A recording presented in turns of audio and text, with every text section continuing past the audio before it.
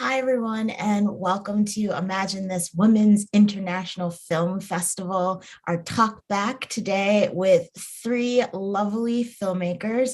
My name is Helena Henderson, and I'm going to be moderating this panel today. I'm really excited to be here. I am an actor, teaching artist, sometimes producer here in New York City, and I was really honored that my short film, Sorry, was an honorable mention in last year's festival. So I'm happy to be back as an alumna this year. So what I'd love to start with is if we could all go around, introduce yourself, where you're based at, and give me the elevator pitch about your film. Jessica, would you like to start? Sure. Thank you so much for having me. Excited to be here with everyone. So nice to meet other filmmakers as well. So I'm Jessica Jones, and I am the director and producer of a short film called On the Pulse of Life.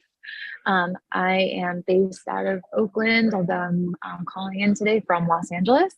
But the sort of elevator pitch on my film is it looks at Black maternal health, and so I use some of the footage from my own birth, and I also worked with an organization based out of Oakland called Beloved Black Birth Centering that reimagines what the birthing and pregnancy experience could be like for Black women.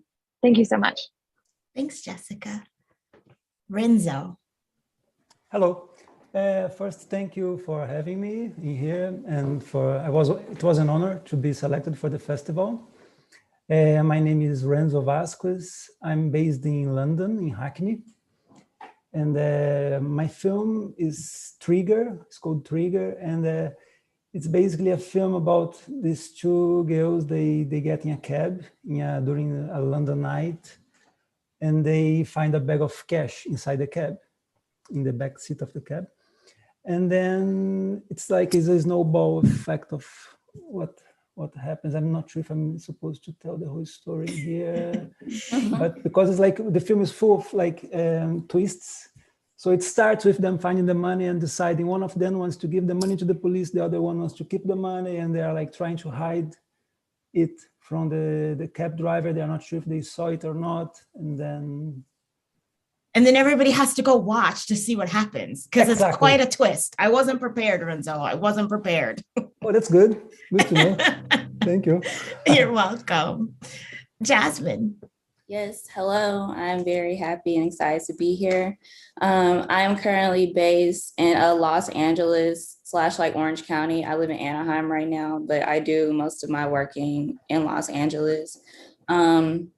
So basically, I am the writer and producer and the director of a film called God's Gift. And it is about a woman who basically grows marijuana, but she also has like other plants and stuff. So she has a little bit of a green thumb, and she is trying to protect her business from her ex, who like basically wants his part of the business. So she like comes up with a whole scheme to like get rid of him. And I don't want to like, I guess like spoil it or whatever, but that's the main premise. And it's a thriller / like neo-noir type of feel. Thanks, Jasmine. Going to open this up to everybody. Why did you decide to tell the story you're telling now? Why this story and why now? Anybody can start. Go for it.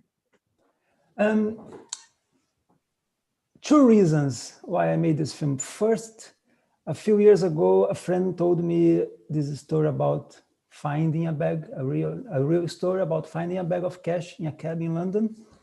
Get out. And then they took it to the police. End of the story. And it was two girls as well. And then I always thought, oh, this could be a really cool short film, like concise inside a cab and in the night, visually interesting, and we could end it in so many ways. And then at the same time, I was attending acting classes, and like I was getting close and like more interested about the method acting. And then I was always fascinated how like actors, they work over and over in one scene. they keep doing it. They keep like making it better and studying how to improve their performance. And I thought, oh, it must be so interesting to go out and like maybe play it, you know, instead of just doing it in here, on the set or in the rehearsal room, but also maybe play it and see how people would react. I know it's not what they should do, but that's, or maybe I'm telling a bit about the film here, but yeah. So yeah, these two things came together, and then I decided, okay, I'm going to tell this story, and that's going to be one of the twists in this story. So, yeah, I as an actor, you'd be surprised, not to this extent. So don't anyone DM me, but you'd be surprised how many actors go out and actually have to like sit in it to bring it back to set or to stage. So you're onto something, Renzo. To work in that character. Yeah, right. Jessica, I saw you hitting your button there. Oh, sure. Yeah, happy to go next. So for me, I was 7 months pregnant, and I had actually just through another filmmaker collaborative opportunity, like was kind of posed this question about thinking about the future and like what would be something I would want to see different in the future. And of course, being 7 months pregnant, I was like so focused on my baby and like what my birth was going to be like. And so it actually ended up kind of being this amazing opportunity. And I'm so grateful that that question got posed to me, because I don't think I would have documented my experience in this way or been able to connect to like other people about this. And so it sort of became this like self-reflective moment, but also this moment about thinking about just a lot of the bombardment around news and maternal health and what it's like to go through that as an individual, while also like wanting to have a really positive experience. And so I just like was really reflecting on that. And I wanted to make something that could ground some of the statistics with also like people. So that's really what I was hoping to do with this film. Yeah, and Jessica, I think that what you said is so important. This idea of putting, especially when you're doing a docufilm, to put a face to statistics, a face to stories that we read about, and coming up on the heels of listening to celebrities like Serena Williams talk about different things that she went through with her own birthing process. So for me, when I watched it, it was like, this is so great to hear just a normal, non-celebrity human being walking around that is doing this and doing it in a way that it's like there is hope, but let's also shine a light on something else that's happening that we might not be aware of, because I know a lot of people aren't.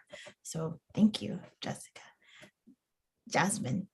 Yes, so mainly I was inspired just by being here and like being like in California and stuff. Like obviously like there's like a big weed culture, but then like also there's people who like legally sell weed, but they also I guess like sell it like untaxed, like, you know, like illegally. So like I was kind of like just like very like interested in like that type of world and like how like I could bring it out with like Black women and like Black characters, and like how like I could try to like, I guess like get rid of like some of that stigma like surrounding Black people and like weed and stuff, because like there is people that like grow weed like who are Black, and like it's not just like, oh well, like everyone who's like involved with weed who is Black is like in jail, which is like there is a lot of people in jail, but it's like you can also like have like this idea where you can kind of tread like in both worlds. And like that's where I like came up with like the whole thriller and like the twist and just like being like this like just like this very like independent woman who like just like takes charge of everything and like can like I guess like just like figure things out on her own and say, no, like I don't need you. This was all actually my idea, and like here's why you're a bad person and like you shouldn't be involved in this. Showing those business skills, right? In a very interesting way, for sure. Yeah. Do you all think that movies teach us anything? And if so, what has making this film taught you? Let's see. I think that movies can teach us a lot. It can teach us a lot about just like about how different people think and about how like different parts of like the world function and like different cultures and stuff. And just like making this film, I learned that like not a lot of people know about weed in general, and like there is like this big stigma that's like connected to it, but like people are fine with, like drinking all the time. And like people are fine with seeing like, I guess like different types of drugs shown in certain ways, but like they may not be comfortable with like marijuana shown in certain ways for like whatever reason. So that's like one of the biggest things that I learned just making this and just like kind of just like studying how weed has been shown, I guess, like in other films,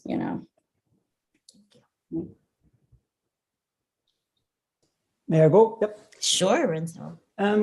Well, in terms of filmmaking, I think every film we make, it's a new challenge, and it's always starting from scratch. And I think with this film, I won like a competition, and then because of that competition, I got ARI and Directors UK is an association for directors here in UK, and that helped a lot to bring crew on board and make the film like really happen in a really strong way, and because it was like a solid project from the moment that I won the script competition. But it's still until the last minute, until like the pre-production and the production, there was challenges. We shot in 2 days. One day was raining, the other day was not raining, and we need to do the continuity. So yeah, I think we basically learn how to be creative with money, creative as a filmmaker on set, and creative with crew and diplomatic and all these things. And in terms of the story, I think Trigger talks about consequences and how like every act we do, everything we do, there is a consequence. Like, and these two girls, they play with two different things and decisions. They take different decisions through the film, and every decision has a consequence. Yeah, that's it. Thanks, Renzo. Jessica? Yeah, for me, I mean, I learned so much more also just about birth and getting to expand like just my knowledge around that sector. And then I think also just like on the production side, I mean, I totally agree. Like, I feel like you're always learning new stuff in the field or figuring out like how to make this thing work. So I don't know, that's what I kind of do love about our work is like we get to go into these subject matters. Like it's just always an opportunity to grow. And, Renzo, you just said something in the panel right before this. We talked about financing, and you had just mentioned you had to learn to get creative with money. How did you all fund your films? Tell us what was the good, the bad, and the dirty about getting it made? Well, on my ends, we got 15,000 from Chapman as like part of like our graduate program, but then we have to come up with the rest. So like obviously like to shoot like a whole thesis that's going to be shot over the course of 10 days, like obviously like 15,000 like is like usually not enough, like unless like you like come up with something like, I don't know, like usually people go like way beyond that. So basically like I worked, like I was a bartender and I saved my money, and like that's how I paid for the rest. Like it was pretty much all my money. And then I had a seat in Spark, and I made maybe like almost like 10K from that, but like everything else was pretty much my money, like completely. So that was an experience. I would do it again if I had to, of course, but yeah, I would like to spend other people's money next time, hopefully, to make something. I hear you. Jessica or Renzo, want to jump in on that? Sure, I'm happy to go. For my film, I have to say this is one of the very first times, but it was like a part of a group of filmmakers. There were 9 of us that sort of all addressed this topic. And it was produced by the Alliance of Media for Arts and Culture. So we actually got a grant, which is like incredible. But I have been there through crowdfunding, all the grants. So like this one, I'm just like walking high because usually it doesn't happen. So yeah, I've just been there through all the different scenarios. It's very hard to get them funded. Yeah. Renzo. As we started from zero, and then when I won the competition called Challenge Alexa, Ari gave us all the equipment for 2 days. So equipment was sorted, but we still need money for insurance. No, insurance was also sorted, but money for transport, food, and locations. Directors UK gave me some money, a bursary, like not much, but like I think it was around £600. But and then all the rest was like favors. Like we managed to get like so many friends and companies helping, like working for very little or nothing. And I ended up putting some of my money as well, because especially in the promotion festivals, we normally don't save money for that stage, and then when it comes, oops, we need to submit now to the festivals, and we want the film to be seen, right? So we just keep doing it. Yeah. It's funny. I definitely consider myself a beginning filmmaker, and it's funny the things that pop up afterwards, after you do production, that's like, oh wait, we need this, and I need a poster, and we need music. We need someone to do all these. I need to have the money to submit to a film festival, right? Yeah. So planning. Sorry, I forgot to mention one thing that I think was really interesting. We had a cab. The whole film happens in a cab. So I went on LinkedIn, and I managed to speak to someone from the marketing in the company that builds the cab. The electric cab is a new cab here in London. It's a bit bigger than the old one. And then they said, okay, send the script to us. And then they read the script, and then we had a meeting, a Zoom, and then they ended up giving me £2,000. I forgot to mention that. They gave me £2,000 and a cab to use for as long as we needed. So we had incredible. The cab for 2 days before, and we didn't pay for the cab. We had £2,000 from them, and also we were lucky to have the actor who plays a cab driver. He's an actor, but he also had the experience as being a cab driver. So He had the license, and he knew how to do it. So we didn't need to put the cab in a low loader. Nice.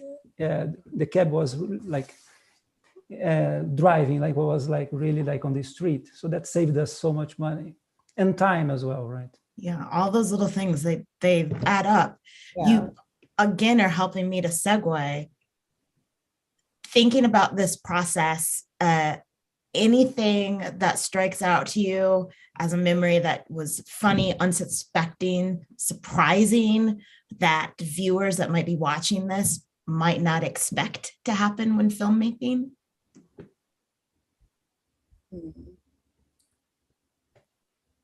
Well, for us, I mean, I think just speaking of like the logistics of filmmaking, like I wanted to do all of our shoots outside, which is always a little bit precarious, if you will, and I feel like we had, and I was also working with like new moms. So these are people that I was like, we don't have a lot of time with them. I want to really respect their time. And like, we found this like one location. It was so beautiful. I got everything like settled. And then they were like, surprise, we have an event. You have to leave in like 5 minutes. We had to like shift really quickly. So I don't know. I feel like, especially for kind of some of the more like low budget ones, like you're just like always being nimble. And I think I was reminded for sure in this film to like, take it in stride, like figure things out, like, cause you have to like be the leader, and like be the positive person on the team. That's like, it's okay, we'll figure this out. Even though like internally you're like, maybe just like, oh my gosh, like freaking out a little bit. Never let them see you sweat. Jasmine or Renzo, any memories that stick out with you? Sorry, what was the question again? The question is was there anything that was surprising, funny, unexpected, something unexpected that maybe other filmmakers wouldn't think of that occurred while you were going through your process? Well, the barbershop that you see in the film was actually supposed to be a donut shop. And like, we like went to like, seriously, like maybe like 20 donut shops. And like, we have found a few, but basically like they have like a whole thing where like we like couldn't shoot overnight at like most, because like that's when like they bake most of their donuts, right? So it was like either that or like a permit issue, or like just like a language barrier where like it's like they understood that like we wanted to shoot there, but like they didn't really like understand like why like we needed like a donut shop like for that. So like it was just like a lot. So like we like ended up finding like a barbershop where like it was like kind of like the same feel and it made sense. And I think it just ended up just like looking just like completely believable. So it worked out. So. Thank goodness, right? It always works out in the end. Yeah. Yeah, I think to me the surprising was the rain, as we shot 2 nights, and one night the cab was picking up the girls and stopping, and the other night was all driving around. So we had to really fake the rain in the like around the cabin on the windows, and that was tricky. But yeah, we managed. But I cannot think about anything else like surprising, some thing that. That's I mean, I feel like you've said a couple of surprising things. Getting the cab, and let me tell you what, cabs in London are pretty snazzy looking. Yeah. They don't look like the cabs here in New York City. There's that. And touching on just what Jessica said, the fact that when you film outdoors, you are just subject to whatever Mother Nature feels like happening that day, and you have to be nimble, right? Yeah, you know, the daylight and stuff. Yeah, exactly. Life doesn't stop just because you're making a film. I know that we're going to be running short on time, but I did want to ask 2 more questions. One, because I'm sure there are people that are going to watch your films and want to follow the rest of your journey and your career. So if you could give us your social media, and also tease us with what is coming up next for you. Jessica, do you want to start? Sure, thank you. So I'm all things Jessica. So my first and last name kind of reversed. So Jonesica. And next step for me is I'm sort of continuing with the same theme, but taking it in a little bit of a different direction. So right now I'm producing, I'll be editing a feature that's coming out probably in a few years called Delivering Justice. And that one follows a midwife in Mississippi who's challenging some of the laws there. So yeah, That's what's coming up down the pipeline. Thanks, Jessica. Renzo. I think the easiest way to find my social is through my website. And it's just renzovasquez.com. And then you have the link for LinkedIn, Instagram. And next we are coming to kind of still working in the festival circuit with Trigger, but next I have I'm working on a slate of 3 short films. I need to make these 3 short films. So before I make my second feature film, I made one already. In US, I shot in the US. Cool. In North Carolina. Yeah, so the next short film that's like in pre-production now, in funding, tricky stage, is about these 3 old men in their 80s. It's about their friendship, and they have been friends for a long time, since they were like teenagers, and they are connected through music. And yeah. Lovely. I look forward to seeing that. Jasmine. Well, I don't have an Instagram right now. I've been thinking about making a new one, but until then, you can follow me on Twitter. It's my first name and my middle name. It's Brinae, Brinae. So Jasmine Brinae. And then I am working on 2 different shorts right now, just kind of like in the very early stages, just like writing. And then I am also working on a feature-length documentary, which is about like Black religion and like its origins and like how it led us to like where we are now as far as like the Black church. So that's like my main 3 focuses. But mainly I'm like focused on like funding and like grants and like applying for all of that and trying to like, just like categorize all that in my mind and how that's forward, In the grind. Sounds like in the grind. Okay. Before we leave, I want to turn the stage over to the three of you. Are there questions, advice that you would love to pass along or to ask the other filmmakers on the panel? Let's see. Lorenzo, I had a question for you. For me? Oh, sorry. Okay. Is your film like a thriller? Yes, it is a trigger. Sorry, it's a thriller. Yeah, it's a trigger. It is a thriller, but I believe in some moments it's a kind of a comedy as well, and can be a drama, Okay. And yeah. And if that's okay, I'd like to just add one information. Like the company that manufactures the cabs, the electric cabs in London, is called a London Electric Vehicle Company. I think it would be good to just mention that because they were like so nice to give the money and the cab. Yeah. That's right. Give those plugs and gratitude. Yeah. Any other questions? You mean questions to each other, you mean? Yeah, to each other.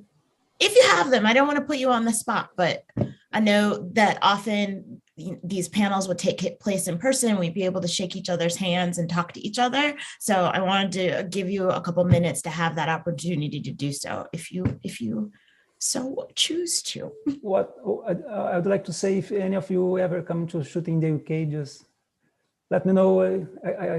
I would be happy to help you in any way I can. Yep. Okay.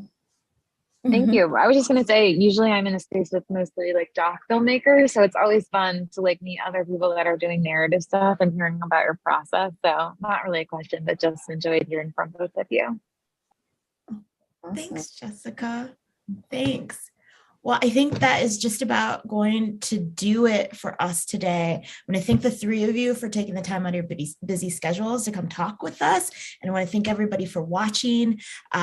Keep creating. We need your voices, especially centering female identifying voices, which I loved. Renzo, I loved the fact that you had two female characters in that role as an actor. I was like, yes, we can do that too.